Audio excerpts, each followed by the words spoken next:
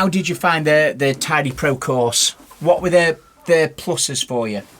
The pluses for me? Well, the whole reason I wanted to do the course in the first place was the feedback part of it. Right? So you can look at things online, YouTube, to try and learn things, but unless you're getting that feedback on what you're doing, it's difficult to progress and learn. So that really stood out for me, and I enjoyed it greatly on the course. You used to get the buzz to go there for every Tuesday to get the feedback, to then learn something new.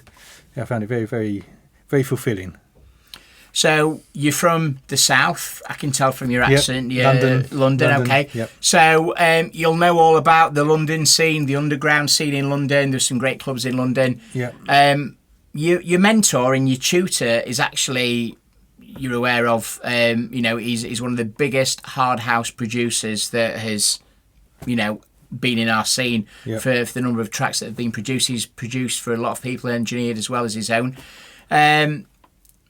How does it feel to have somebody like Ben Kay as your tutor? Did you ever think that one day, back in the day when you were playing in clubs in Brixton and Vauxhall in London, that you would have Ben Kay showing you Ben Keane how to make a track?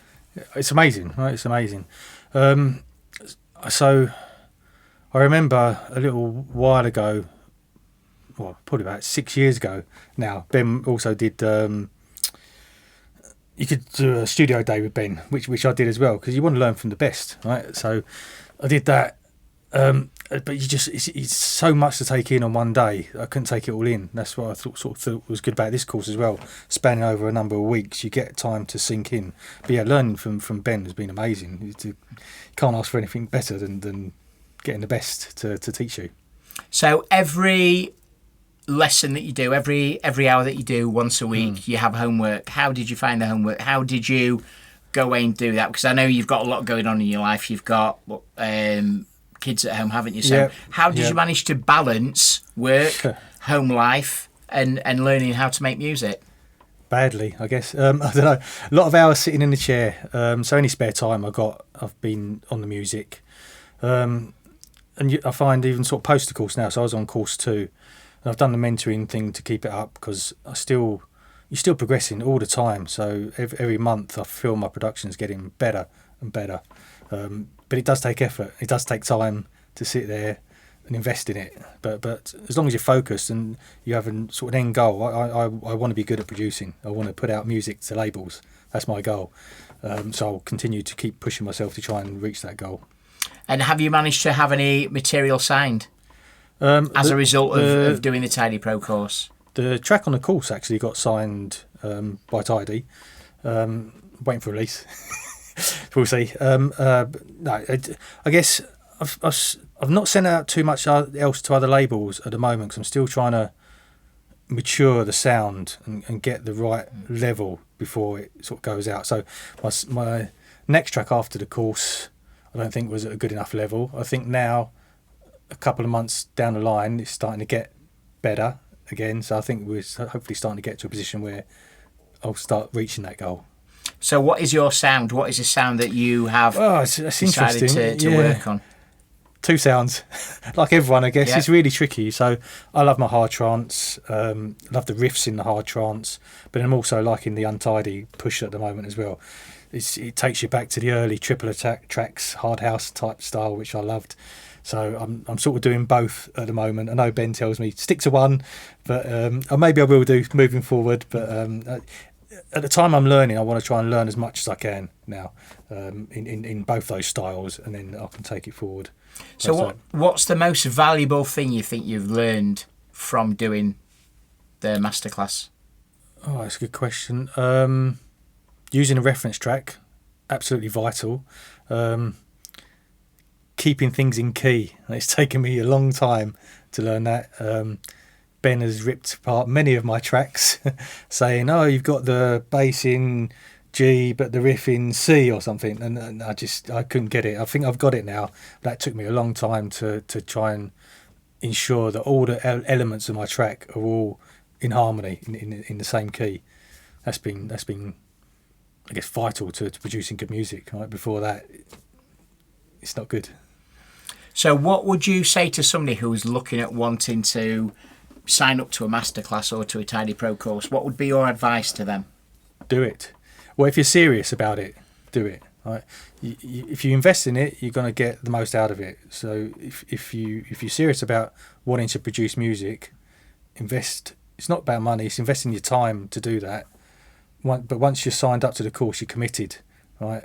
And then put that prioritization in place. Go for it. Yeah, and try and implement as best as you can. And what's your door of choice? I'm Logic. Okay, so very much Apple. Yep. Yep. Yep. I find actually a lot of the other producers, actually a lot of them are Ableton now. Yeah. So when I try and look for mentors, a little bit limited in terms of the mentors, but like I said earlier, I think I've got the best mentor anyway. So Ben does both, doesn't happy. he? Yeah. A lot of the masterclasses he does are both. He does some for Ableton, some for Logic, so you get to learn the two. But the interesting thing he said to me was, it doesn't really matter what you use; it's the technique of how you put it together. So, what was your knowledge then of making music prior to signing up? Not great. I've tried to do a few tracks myself. Like I said, I did that sort of studio day with Ben a number of years ago and tried to learn some things from that day, but it's just too much to take in all at once. Tried to look at a few online things, but the stuff I was producing was nowhere near the quality of what I'm doing now. Okay. If there was one masterclass you could do that hasn't already been done, or that you aren't aware of, what would that be? What masterclass would you like to see that you would attend, or course? What would you like to learn? Next question. I'm not sure actually. There's been some great masterclasses, right? There has, I found the Gaz West one on riffs was really great for riff writing. The Paul Maddox drums was amazing. Bass lines, I've done the Jordan Suckley ones about the trance breakdowns.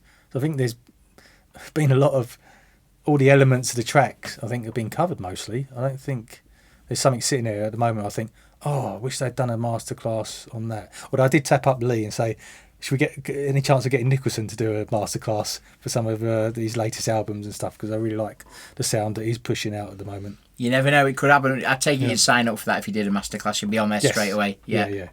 So where does it go from here for you now? What's your master plan? Continue to keep trying to get tracks out, trying to get them signed. Any spare time I'm getting at the moment, I'm in my studio or my Apple MacBook Pro. So even on the train on the way up to today, started a new track, 2 hours, quite productive. Perfect. So yeah, any time I get, I'm on there.